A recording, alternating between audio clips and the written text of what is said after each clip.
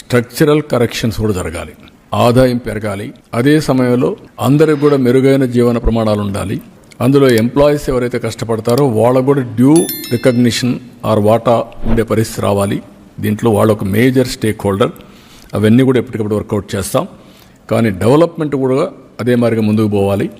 వారిని నేను కోరింది ప్రజల్లో కూడా ఒక మంచి పేరు రావాలంటే ఈరోజు మీరు చూస్తున్నారు, ఒకప్పుడు అన్ని రోడ్లు పార్ట్ హోల్స్. ఈరోజు ఆ పార్ట్ హోల్స్ అనేవి వేరే రాష్ట్రాల్లో ప్రకంపనలు సృష్టిస్తున్నాయి.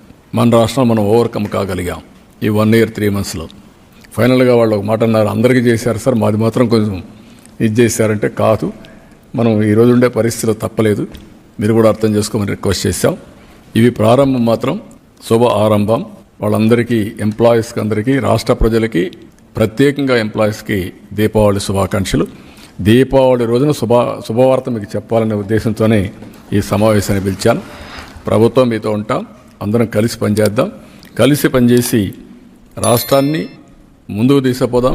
అదే సమయంలో మీ గౌరవాన్ని కాపాడే విధంగా అన్ని నిర్ణయాలు ఉంటాయి.